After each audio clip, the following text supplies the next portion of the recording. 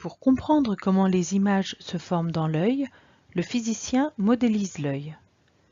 Les principales fonctions de l'œil sont modélisées par un objet optique.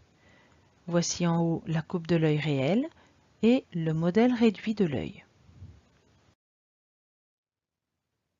Le cristallin joue le rôle d'une lentille convergente. La pupille et l'iris jouent le rôle d'un diaphragme. La rétine joue le rôle d'un écran.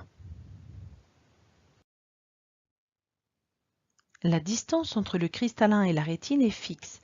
Elle ne peut pas être modifiée et vaut environ 17 mm. Le cristallin joue le rôle d'une lentille convergente de distance focale f' égale 17 mm, c'est-à-dire 1,7 cm au repos. L'image se forme sur la rétine. Si l'image se forme en avant ou en arrière de la rétine, elle est floue. Pour voir net, l'image de l'objet observé doit se former sur la rétine. Cette image est renversée.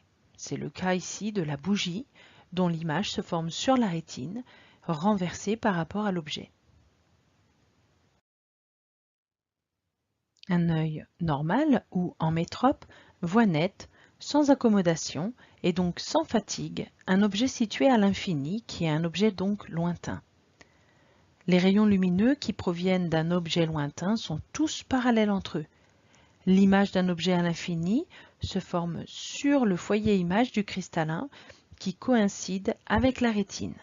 Ici sur l'image, des rayons qui proviennent de l'infini et l'image qui se forme sur le foyer f'2 qui coïncide avec la rétine. Lorsque l'objet se rapproche, son image à travers le cristallin s'éloigne du foyer image. L'image se forme derrière la rétine.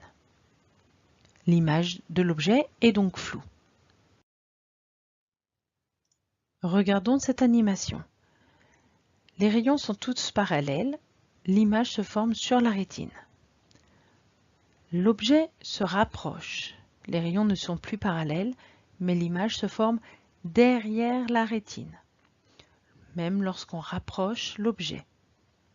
L'image est donc floue.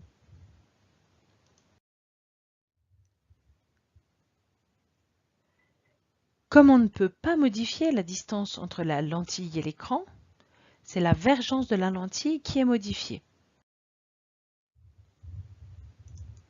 Sur cette animation, ici A est devant l'œil, l'image se forme derrière la rétine.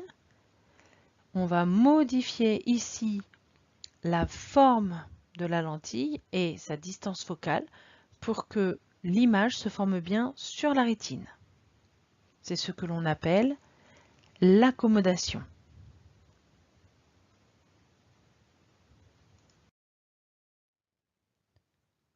Les muscles modifient la forme du cristallin. La courbure du cristallin est modifiée et il devient plus convergent, c'est-à-dire plus bombé.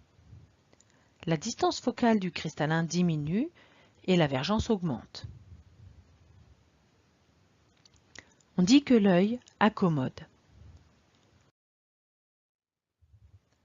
La déformation du cristallin, donc l'accommodation, est limitée. Un œil ne peut voir des objets que s'ils sont situés entre le PP, punctum proximum, point le plus proche visible par l'œil qui accommode au maximum, et le PR, punctum remotum, point le plus éloigné que l'œil puisse voir sans accommoder au repos.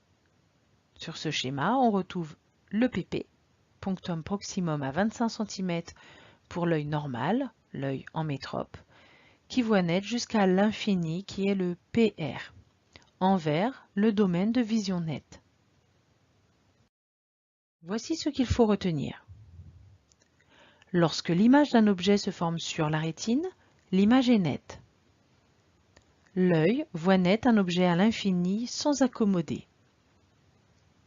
Pour voir des objets plus près, l'œil accommode. Les muscles modifient la vergence du cristallin. L'œil est un système optique convergent à distance focale variable. Un objet est vu net entre le punctum proximum, PP, et le punctum remotum, PR.